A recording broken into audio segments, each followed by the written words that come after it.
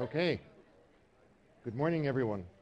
I continue to be impressed and grateful for the fact that you're able to navigate here irrespective of the weather conditions. I realize we're all slightly wet and less than happy, but think of all the plants out there, and they're exhaling oxygen as we speak. Grateful for all the water that's coming at us.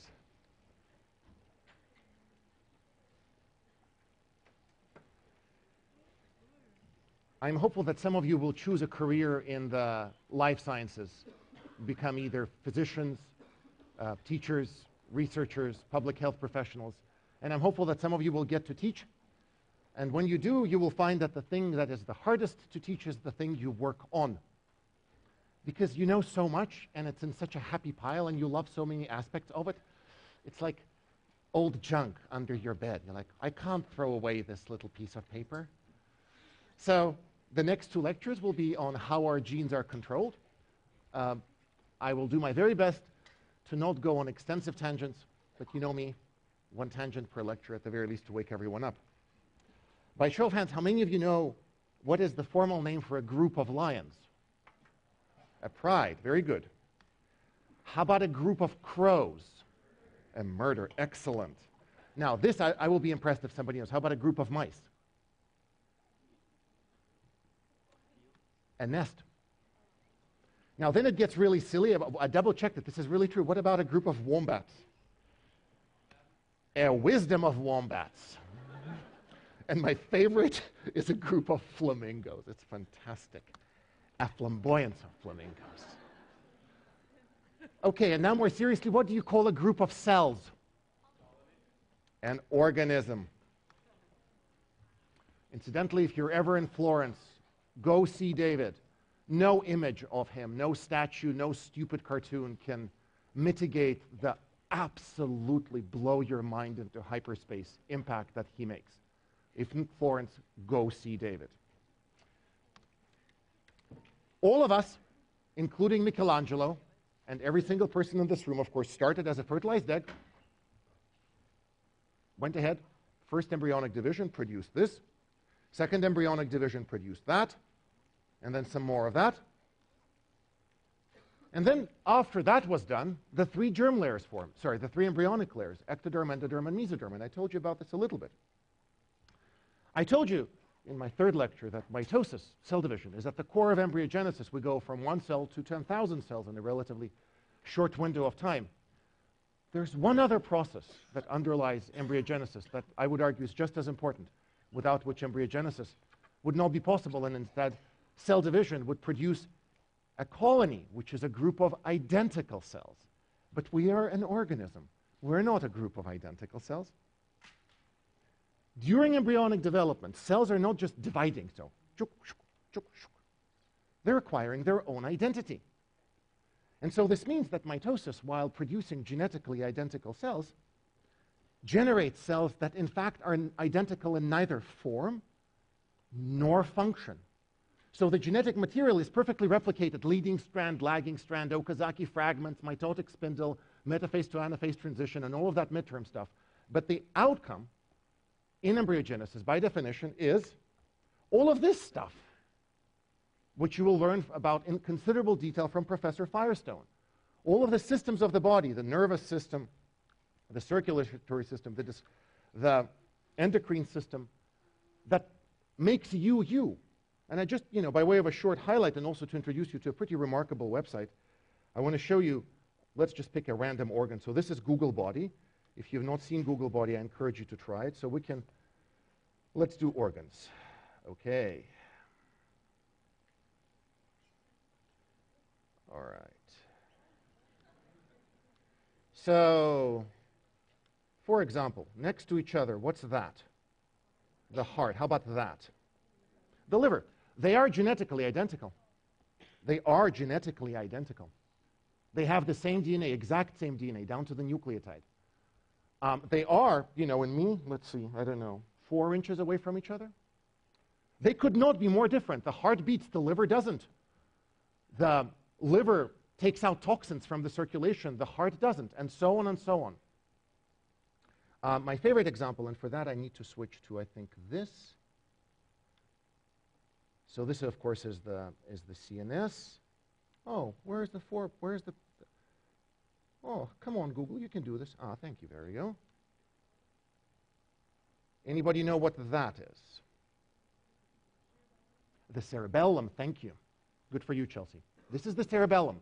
It controls it controls many things. Look it up.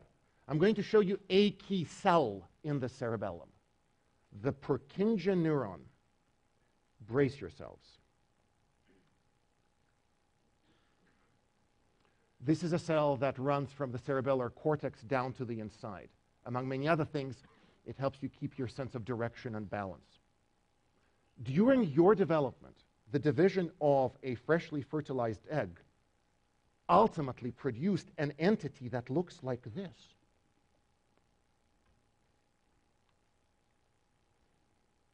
In fact, you can comprehensively browse what you consist of. There is this marvelous thing called Cellpedia, which has all these marvelous images.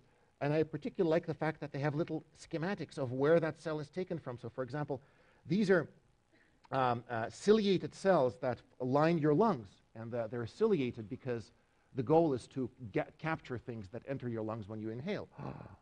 And this is actually very sweet. These are cells of the tear duct. Oh. They are genetically identical. And yet, they could not be more different in form and function. Now, I mentioned that there are 10 things that there was not enough time for, and a good number of you wrote to me and said, well, can you please talk about the things that you don't have time to talk about? Okay, in 30 seconds each. I said on the previous slide that with 4 exceptions, all the cells in you are identical to each other. Exception number 1, of course, is the B cell.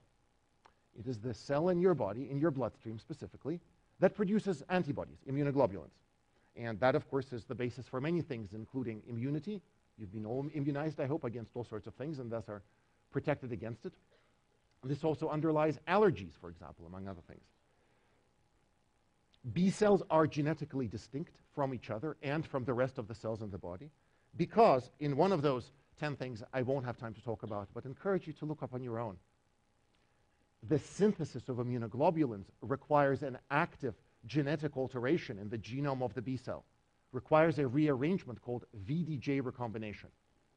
And every B cell that produces antibodies produces a slightly different kind of antibody, and the difference is due to the difference in the process of VDJ recombination. I don't have time to go into this in any considerable detail, but I encourage you to investigate this on your own time. Now, what other 3 cell types have a unique genome? Anybody say? In the immune system as well. There's one other cell type which is genetically different. Anybody know? In the immune system. The T cell. Good for you. Thank you very much. The T cell. Look up what the T cell does. Believe me, it's your best friend.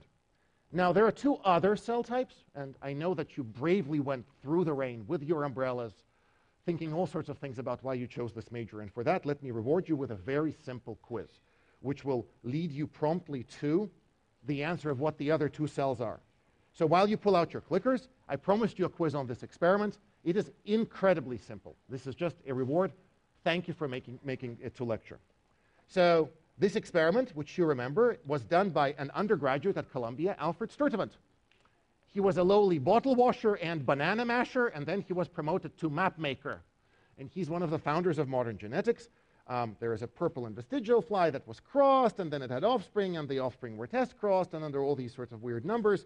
And he entered eternity for his work and having built the first genetic map. As always, the modality of the question is always the same. Spot the error, please.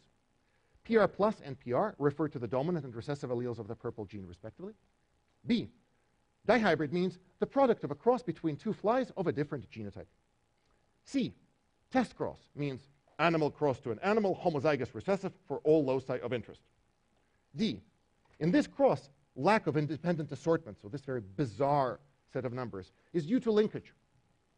And finally, the fraction of recombinant progeny is a function of the genetic distance between purple and vestigial, the 2 genes. Don't push anything yet. Let's just make sure this works. First of all, let's move this rather sophisticated device which holds the sensor. Don't rush, please. Second, let's actually start the session.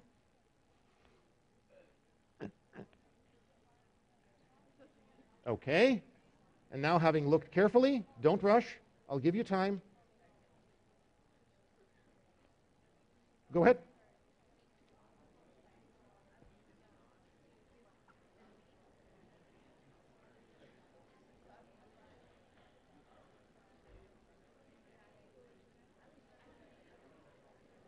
As always, Google, Twitter, Facebook, call your parents, talk to your neighbor.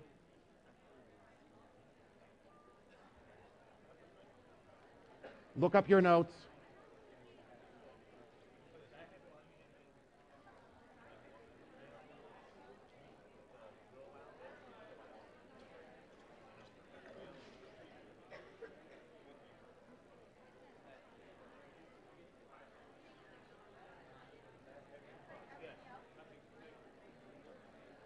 All right, folks, let's do another 40 seconds and then move on.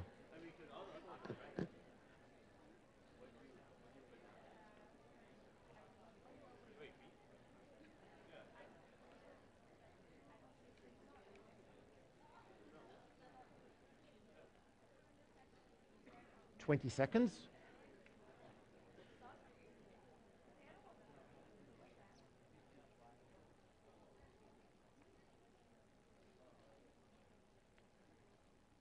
All right, almost done. You can do this.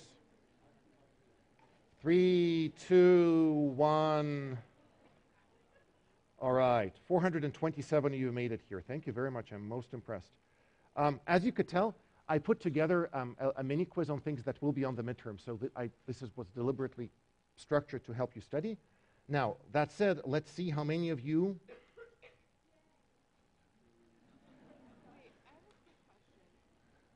Can you ask me after class? Thank you. All right. So, folks, genetic nomenclature is obscure. Test cross, I'm going to test you. You know, dihybrid, this is nomenclature from the late 19th century. But unfortunately, you have to know it. And I'm very pleased with the fact that 88% of you gave the correct answer. Well done. And if you have any questions about this, by all means, ask me during office hours or after class, anything. But nice job. Well done. Good for you. You feel free to put your clickers away, close your eyes, lean back, and go, ah. Incidentally, what other two cell types in the human body have different genomes?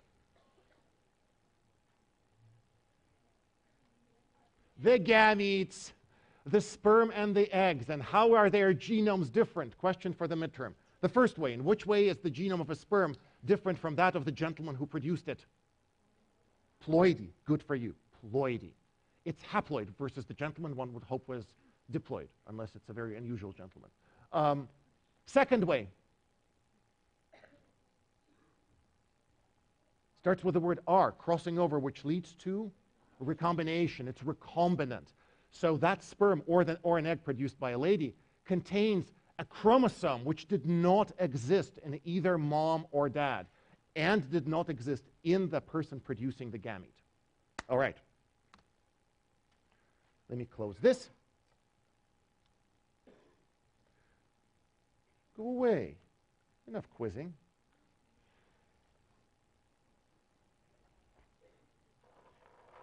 I don't know of a more stunning example of what can happen to you and I during development than what I'm showing here. This actually are some pictures from a mouse.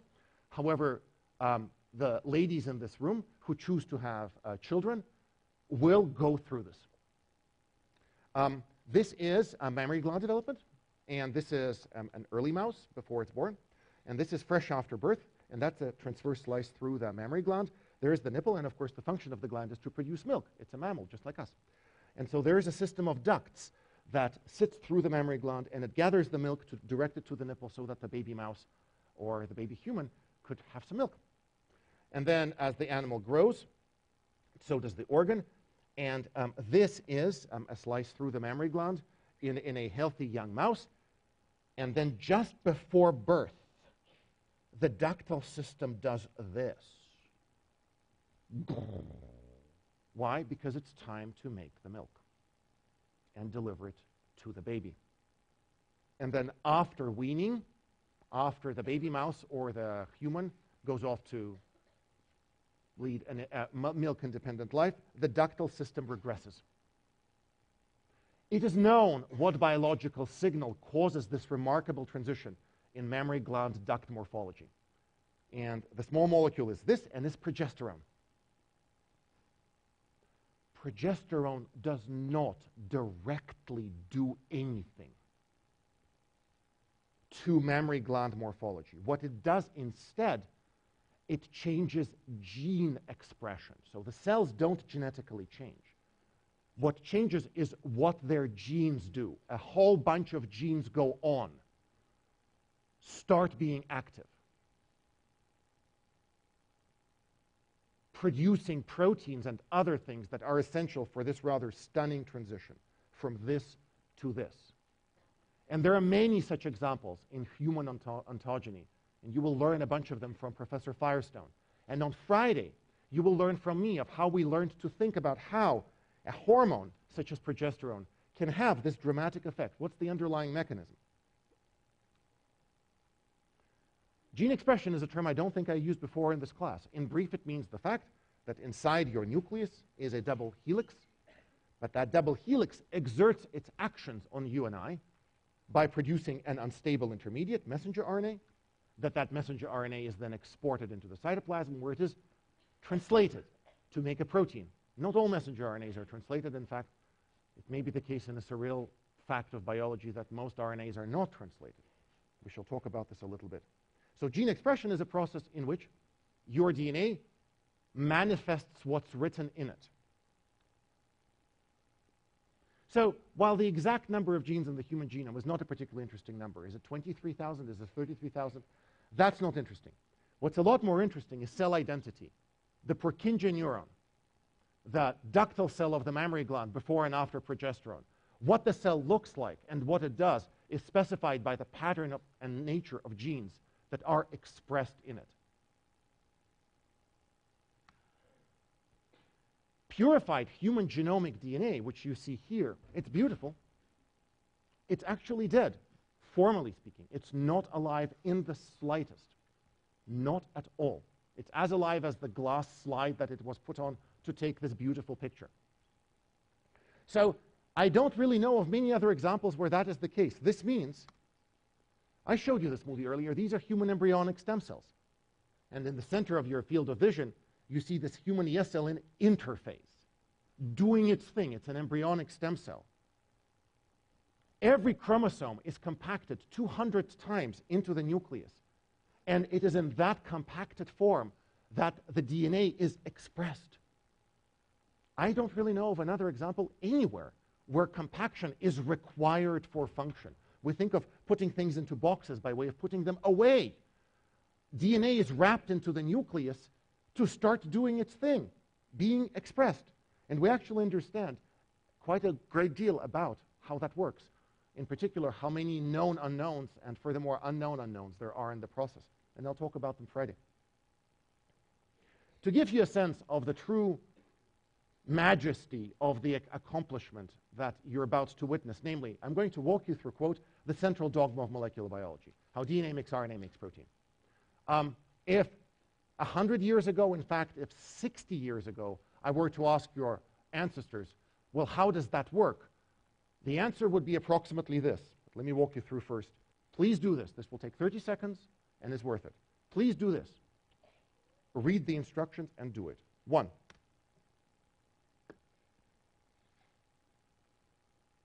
Done? Okay. 2.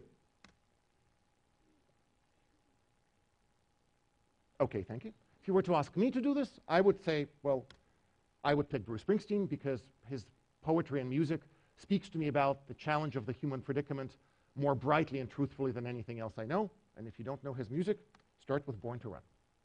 Why am I telling you this? Despite an enormous amount of information on forebrain structure and function, the mechanism of instruction parsing is completely unknown.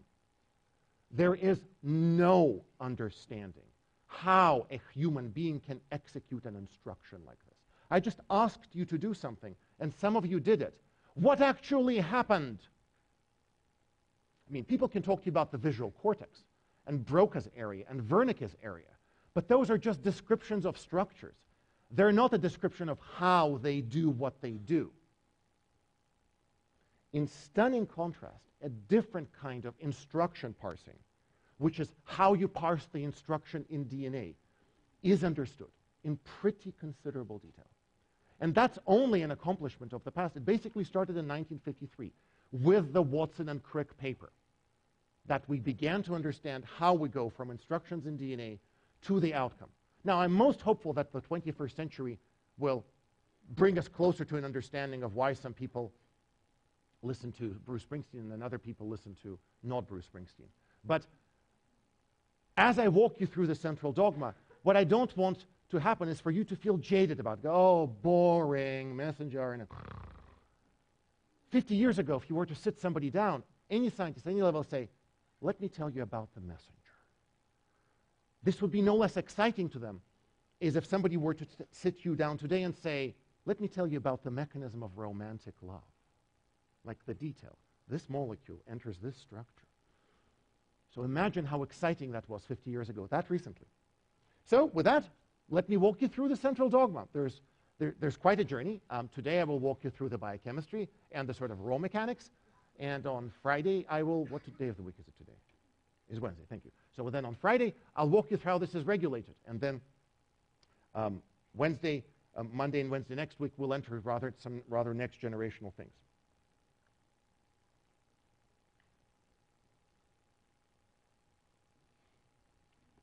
In overview, a summary that I know all of you learned either in middle school or high school or both.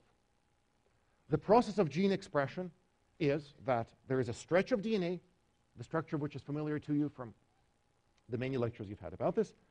And at the very end of the process, Mother Nature produces a protein encoded by the DNA. The DNA does not directly act as the template for protein synthesis. In fact, one of the key evolutionary innovations of Mother Nature was the evolution of the nucleus. The nucleus is an organelle where essentially 1/2 of the gene expression process can play itself out. Namely that an unstable message that goes from the DNA to the protein can be produced. The message is then exported into the cytoplasm where it is translated. It is widely thought that the evolution of the nucleus allowed the evolution of the remarkable complexity of multicellular organisms. There are, to the best of my knowledge, no multicellular prokaryotes. There are no truly multicellular bacteria, and there's a reason for that. We have a nucleus, they don't. Now, they still won the evolutionary race. They're much older and much more abundant by far, and we're not even close. But from a sophistication of what the genome can do, the evolution of the nucleus, as you shall see, helped greatly in building complex things, such as the Purkinje neuron, which I showed you.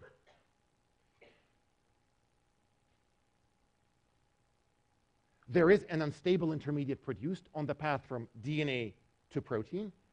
Furthermore, as I'm about to explain to you, on that path, only one of the 2 strands of DNA essentially contains the instructions to build the protein. The other strand is a backup copy. And the details of the molecular mechanics shall be apparent to you in a second. My goal in walking you through this is to just give you a survey of what you're about to see shortly. One last thing. There is this beautifully pleasing linearity of the 2 polymers that power us. DNA is a linear polymer. Protein is a linear polymer. There's a reason for that. The linear sequence of information in the string of DNA specifies the linear sequence of information in the string of protein. So there's beautiful collinearity. That doesn't have to be the case. Instructions could have been structured in some other way, but it so happens to be that this is how this works.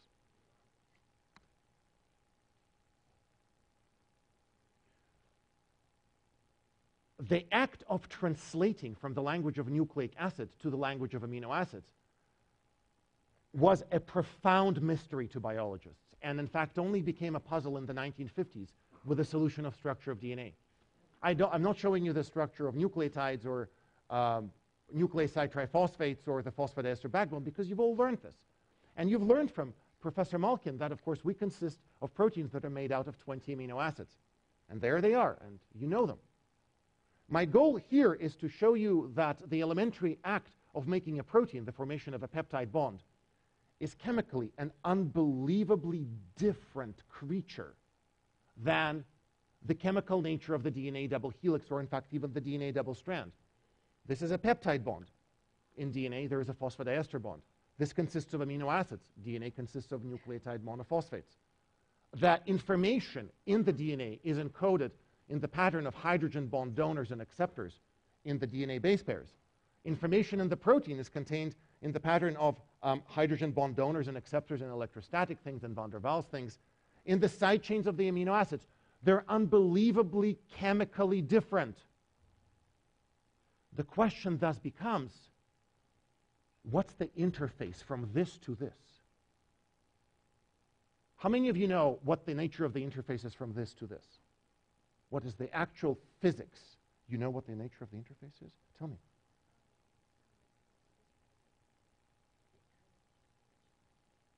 This lady says that it has to do with the charge that the surface picks up. I actually don't know. Look it up. All of you have a smartphone. Look up how it senses that you've pushed a button. That's an interface between the world of you and the world of e-commerce, unfortunately. The interface between the world of nucleic acid and the world of protein is well understood and actually is pretty remarkable. It begins, as I just mentioned, with the production of an unstable messenger. The messenger is always also a nucleic acid. It is chemically very similar, with only a slight difference relative to the chemical structure of DNA. It, of course, is RNA, ribonucleic acid. It is synthesized by a polymerase that, in principle, is actually very similar to DNA polymerase. It has a similar name, RNA polymerase. It synthesizes a string of nucleotides using one of the strands of DNA as a foundation, as a template. It starts in a process called initiation, then elongates, producing this little pretty little thing, and then it is done, and then there's an RNA transcript. So we've gone from a stretch of DNA to RNA encoded by one strand of it.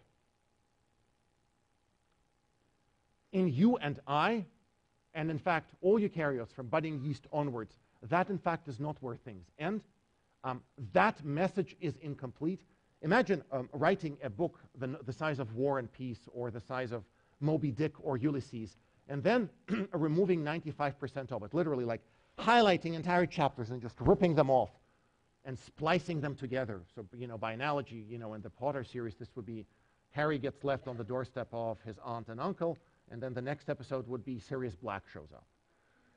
We've missed a whole bunch of things. But that, in fact, is what happens when the human genome is expressed. The very long message is, in fact, cut into bits, and the actual message, which is then exported into the cytoplasm to be translated, is put together or spliced from the various bits. And it's a multi-step process, which I will describe to you in a little bit. You go from a pre-messenger RNA, I love this word, to a mature messenger RNA. It sort of has gravitas and wears a sports jacket to lectures. For the hardcore aficionados of the truth, incidentally, this diagram is wrong. Splicing, in fact, is co-transcriptional, and pointadenylation that happens after splicing is largely complete. But this you will have to learn if you take upper division biochemistry, genetics, or molecular biology. But given that some of you are hardcore aficionados of the truth, I wanted to set the record straight. Alrighty then. We've made a mature messenger RNA. It goes into the cytoplasm, and finally it is ready to make protein. It is then engaged by one of Mother Nature's, I think, one of two most remarkable machines, the ribosome. The ribosome is absolutely breathtaking. Its evolution, I think, if Mother Nature doesn't really exist, it's an anthropomorphic euphemism, but if Mother Nature existed, she would need to sit down and pour herself a very nice root beer float and look smugly at the ribosome. The ribosome is something else. I'll show you a lot about it. What does the ribosome do? It engages the messenger RNA. It literally reads. Now, it doesn't have eyes. It has essentially molecular eyes. It reads the instruction in the messenger RNA, and it strings together a polypeptide, reading the information in the mRNA one word at a time. And the word in genetic code is, of course, 3 letters long. And the first word is AUG, or start.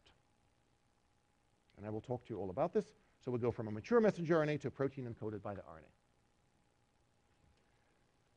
All right, this was an overview of the dogma. Let me introduce you to the Wolfgang Amadeus Mozart and the Wolfgang Amadeus Mozart, who are responsible for this largely. This is Francis Crick and Sidney Brenner. I picked Mozart and Mozart because I can't think of another composer who would be an apt simile for what these two people did. He wrote music in every genre. All of it is brilliant. His music is brilliant. Everybody loves it. And he was enormously impactful, and that's what Crick and Brenner were. The book to read about them, if you're interested, is Horace Judson's The Eighth Day of Creation. It's rather thick. Don't be deterred by that. So will be the MCAT study guide. I encourage you to read The Eighth Day of Creation. It's absolutely superb. It's basically conversations with people who founded molecular biology.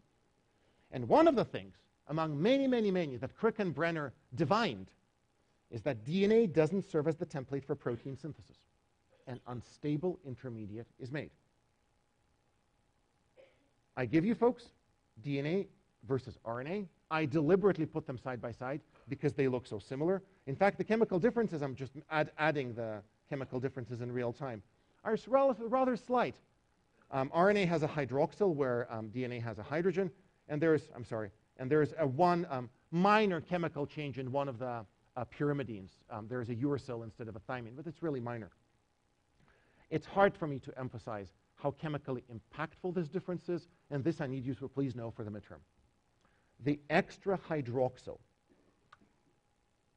on the sugar, which converts the deoxyribose to the ribose, makes this phosphodiester bond a lot more chemically labile.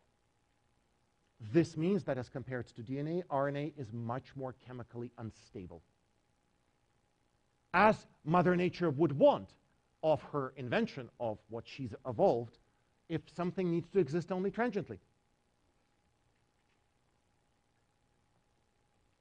A fascinating feature of the process of transcription. Why is it called transcription? By analogy with a scribe. The boy who lived. The boy who lived. Transcription is the copying of information in a nucleic acid, DNA, into a different nucleic acid, RNA.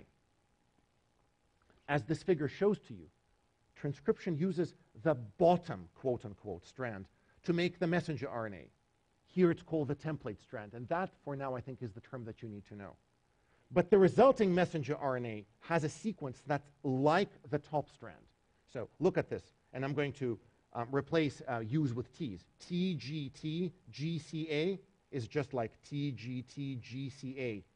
This entity was produced using the bottom strand as a template, and its sequence is like the top strand. What actually happens? Well, let's go back to RPE65, the gene mutations in which cause Leber's congenital amauropathy. It lives, as I mentioned to you, on chromosome 1.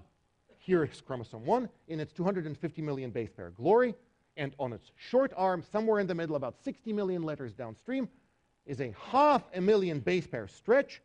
Where's the gene? Oh, wow, it's that tiny. That's one gene, and that's another gene next to it. And here are all these other genes, and all these other genes. Not. 95% of this dramatic 10 units of me stack of textbooks is, in fact, not genes in the conventional sense. And it used to be thought that that's just junk DNA. Junk turned out to be a name for something that we don't have a function for yet. One of the major developments in biology over the past 2 decades has been an appreciation that that junk is anything but.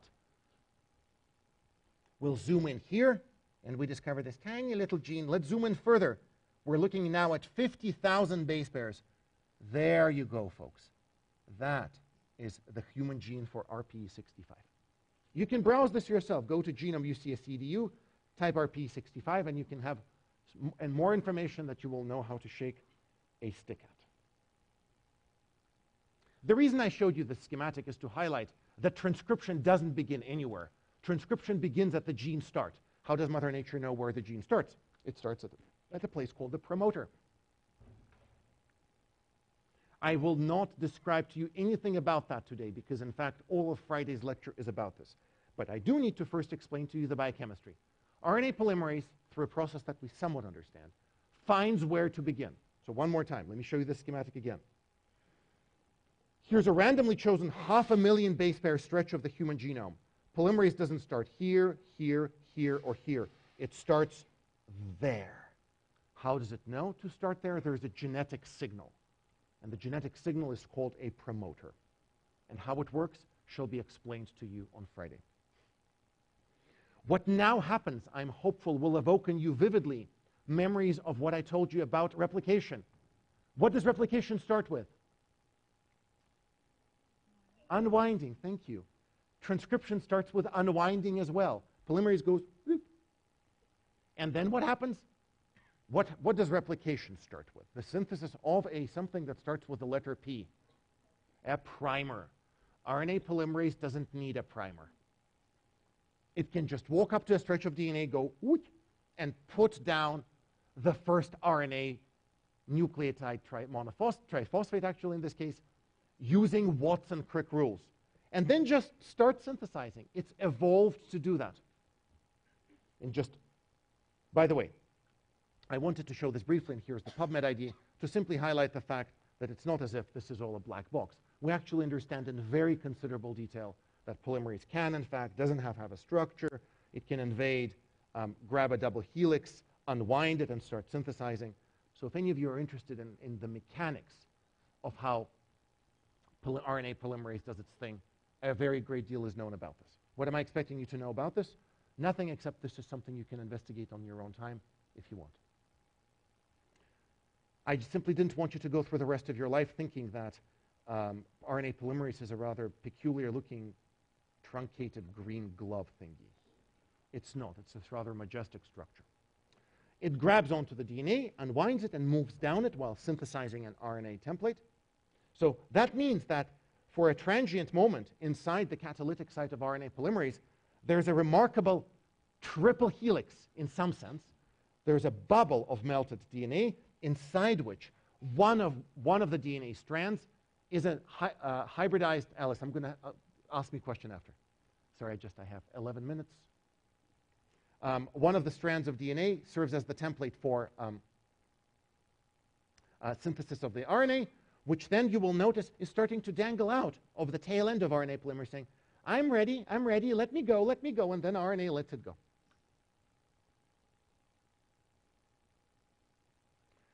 I told you that 22,000 base pairs of the DNA are transcribed. So RNA polymerase, in transcribing RPE65, synthesizes an RNA that's 22,000 nucleotides long. This, I think, is about 30. That's a very long transcript. The final messenger RNA is only 2,608 nucleotides long. What happens to 90% of it? It is excised. It's spliced out. It's spliced out by a glorious constellation of molecular machines that are called the SNRPs. Now, let me emphasize, not the Smurfs. Incidentally, I discovered last night that the Smurfs are French, and they were originally called Les Schtroumpfs. And they were called the Smurfs when they were translated for the American market. I'm not making this up. Now that I've woken some of you up, small nuclear ribonuclear protein particles is their jaw-breaking full name. Nobody calls them that. Everyone calls them the SNRPs. What do the SNRPs do? They find the bits of the pre-messenger RNA that are to be removed and then remove them in a process called splicing. What would I like you to know about them? I'd like you to know that SNRPs, multiple different SNRPs, are involved in splicing, that they seek out the parts that are to be removed, called introns, and then in a stepwise reaction, they perform the chemical process of cutting out the intron, which is then released and degraded and ligating back the pieces of the RNA that are to be translated, and those are called exons.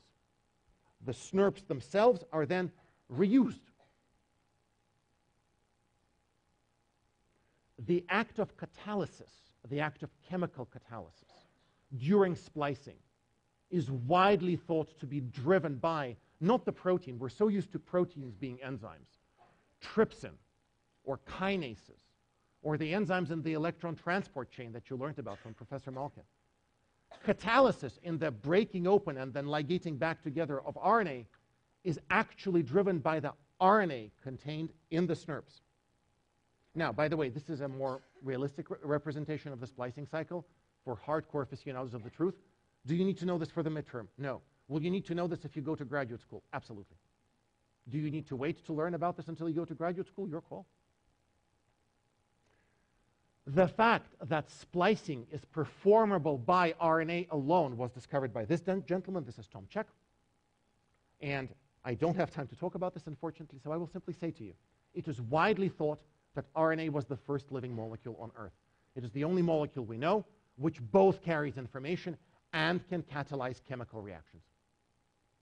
So 3.5 billion years ago, the first living thing was an RNA molecule.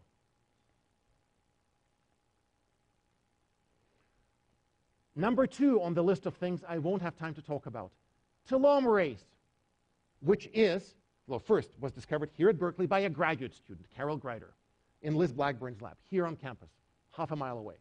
They just won the Nobel Prize for this. I think that's Nobel. I'm not sure who that is. So when you're in grad school and are suffering from being lonely and underappreciated, there is a path forward. Kathy Collins works here at Berkeley on telomerase. Why am I telling you this? The polymerase I just showed you, which synthesizes RNA, everyone calls it Pol2. That's the major polymerase in you and I, is a DNA-dependent RNA polymerase. Telomerase, which I need you to investigate on your own time, is an RNA-dependent DNA polymerase. When Carol and Liz discovered this, you could hear the jaws dropping. I mean, literally. It was like, what? I don't have time for it. It won't be on the midterm. Read about it. It's pretty remarkable. And it has to do with aging and cancer. So it's a good molecule. I told you that spliced messages are exported into the nucleus, exported into the cytoplasm, and then translated. Not all messages are translated. In fact, some of them stay inside the nucleus. As discovered by Jeannie Lee at Harvard, on the X chromosome of the ladies in the room lies a gene called EXIST, X inactive specific transcript. Now, it is also there in the gentleman in the room, except it's not active. What does it do in the ladies in the room? It explains the fact that calico cats can only be female. Furthermore, it has an antisense transcript called Psi-X. So both strands are transcribed. What does it do? It inactivates that transcript. One entire X chromosome in mammalian females. And I haven't the time to do justice to non-coding RNA or their function on chromatin, except to say that both Professors Lin He and Barbara Meyer at Berkeley work on that, are at the forefront of the field, and if you're interested, investigate what they do. Back to the last bit of the central dogma of molecular biology, and Francis Crick's astonishing invention, transfer RNA. I did not misspeak. Francis Crick invented tRNA. He sat down. Remember Richard Feynman's algorithm for solving problems? Sit down, write down problem, think hard, write down solution. That's what Crick did. He sat and thought, how does the language of DNA convert into the language of protein? There must be an adapter. There must be a chimeric molecule which is partly RNA and partly protein, and the RNA side reads the nucleic information, and the protein side then thus serves as the template for synthesis of the protein. And he called it the adapter. And people said, well, that Crick guy seems to know what he's doing. Let's look for it. And they found it. So it's one of the few examples in the history of biology when somebody invented a molecule before it was discovered. Francis Crick invented tRNA. So yes, it is the agent which performs the act of translation, strictly speaking. One side of it recognizes the word in the genetic code, and the other side of it says what amino acid that word in the genetic code that corresponds to. What would I like you to know about tRNA? Precisely what I just said. Namely, this is the level at which I need you to understand a tRNA structure. Now, your textbook chooses to show you this using something out of I'm not sure what. I really encourage you to think about tRNA like this. Although its three-dimensional structure is like that, I'm about to show it to you. How was the genetic code broken? Well, the Rosetta Stone, of course, was broken famously by the fact that there were the same text written in 3 different languages. That is not what was done in breaking the genetic code. Nirenberg and Mattei did a brilliant experiment in the 1960s in which they decoded the first word in the genetic code, and I'd like you to please know this experiment. They made a messenger RNA that said this, ooh, and then they put it in a test tube with a system that could do translation. And they asked which amino acid, if any, would be made into a protein.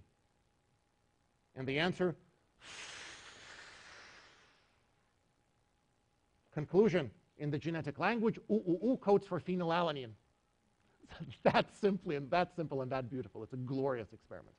So what would I like you to know about this? Only what I just said.